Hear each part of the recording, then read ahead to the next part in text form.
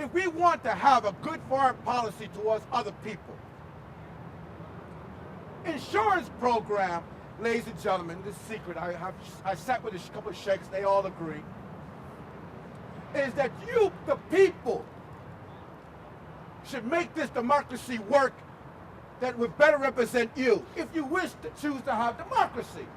And one of the reasons and one of the ways you can make it better work for you is thus: elect your ambassadors that you send overseas.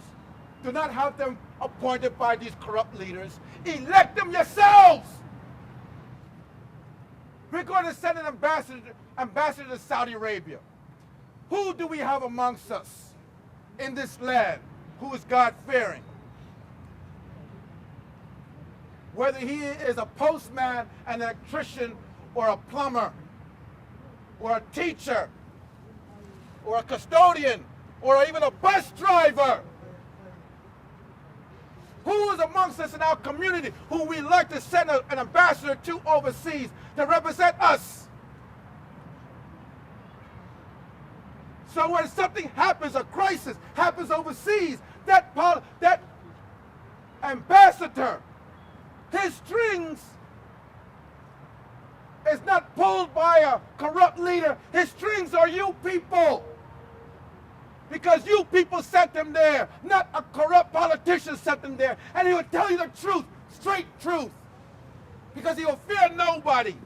And he's not there because he has a lot of money or power, or he's hooked up with the corruption or the corporations or these war profiteers that's making billions of people's blood.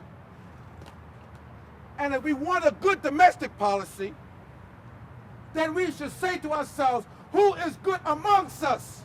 Who is God-fearing? Who is honest?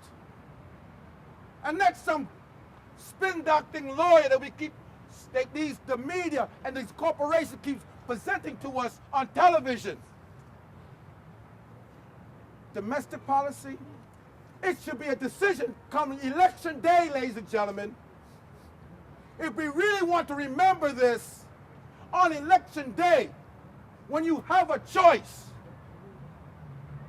between Adam and Bill and Charlie and Susan, and you don't like them, then you will go to the fourth box and says, or the fifth box and says, none of the above. And if there are more votes for none of the above than the people who are above, then those people will not be elected. Because more people said, none of the above, flush the toilet, somebody else. But because the corporate media, the politicians, it's a crime, and the corporate world present to us whom should our leaders be, and yet we don't choose, they choose because they have the money and the power. Yes, sir. Could you tell us who are the corrupt politicians in the UK? They're self-evident. Oh, and I'm not from the UK, so I would like to know it. But you have studied it. Sir, if you want to find the snake, you follow the tail. If you want... But why mystify?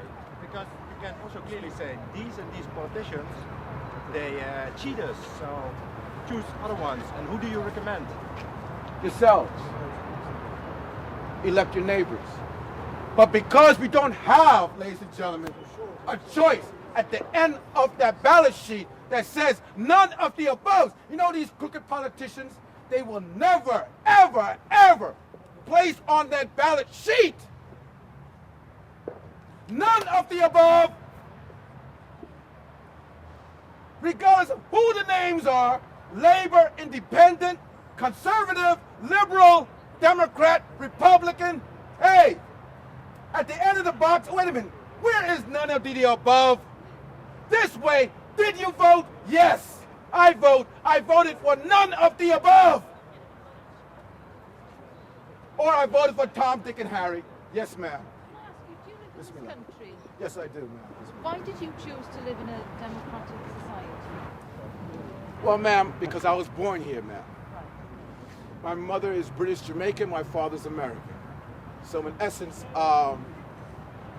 you didn't catch me earlier when the curtain went up. Sorry, but I would say that I was born here, but my parents are split British and American.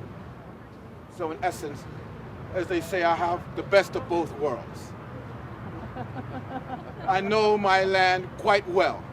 I know the English language quite well, yes. Any other questions, unless you have another follow-up question?